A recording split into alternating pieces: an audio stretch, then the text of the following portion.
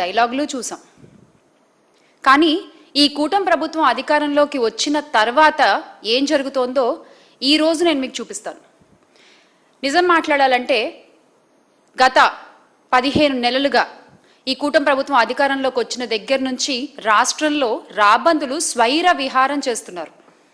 Political governance, red book పేరుతో రాజ్యాంగ హక్కులను కాలరాస్తోంది ఈ కూటమి సర్కార్. చంద్రబాబు అండతో ఉద్యోగులు, దళితులు, మహిళలపై ఎమ్మెల్యేలు చేస్తున్న దాడులు, దాష్టికాలు చెప్పనలవి కాకుండా ఉన్నాయి. ఏ అధికారం లేకున్నా కూడా ఉద్యోగులపై కూటమి ప్రభుత్వంలో కూటమి ఎమ్మెల్యేలు ఎందుకు అధికారాలు చలాయిస్తున్నారు?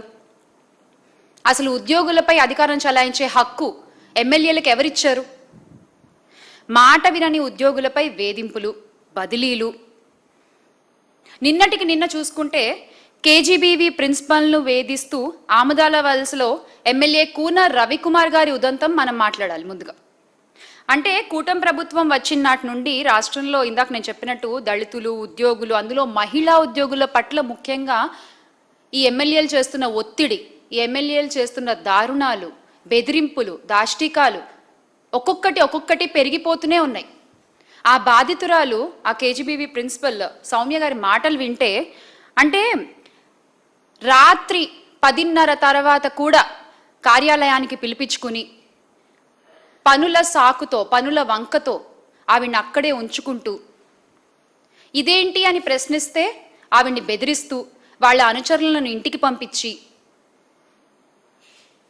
ఏం చేద్దామని అర్ధరాత్రులు వీడియో కాల్స్ చేస్తూ,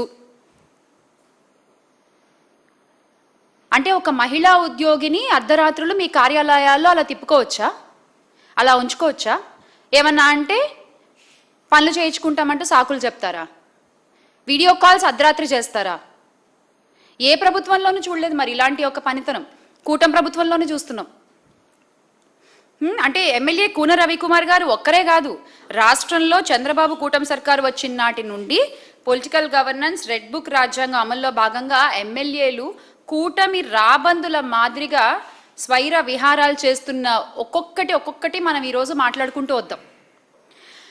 మాట వినకపోతే సస్పెండ్, మాట వినకపోతే బదిలీ, మాట విన్నావా నెత్తినెక్కించుకుని ఊరేగడం, మీకు నచ్చినట్టు అధికారుల్ని మీ కాళ్ల కింద చెప్పులుగా పెట్టుకోవడం. ఈ అధికారాన్ని చంద్రబాబు నాయుడు గారే ఎమ్మెల్యేలకు ఇచ్చారు. ప్రభుత్వ ఉద్యోగుల్ని ఎమ్మెల్యేల కాళ్ల కింద చెప్పులుగా పెట్టేసిన ఘనత గౌరవ ముఖ్యమంత్రి వర్యులు శ్రీ నారా చంద్రబాబు నాయుడు గారికే దక్కుతుంది. ఈరోజు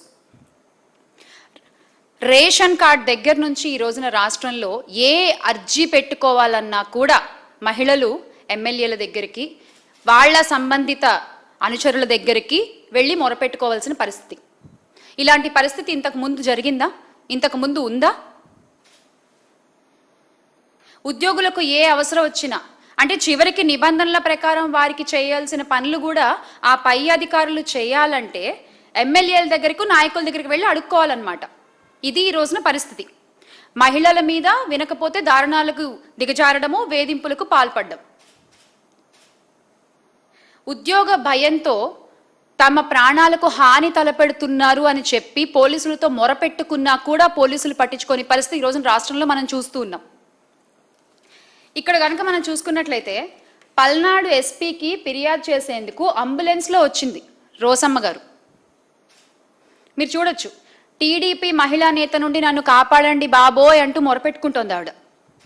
కలెక్టరు ఎస్పీకి వృద్ధురాలు వినతి పత్రం అందించి ఆమె 1.5 ఎకరం స్థలం దురాక్రమణకు మహిళా నేత దౌర్జన్యం చేస్తున్నారు అంటూ ఆవేదన వ్యక్తం చేస్తే అసలు ఆమెని పట్టించుకున్న వాళ్ళు లేరు ఈ రోజున.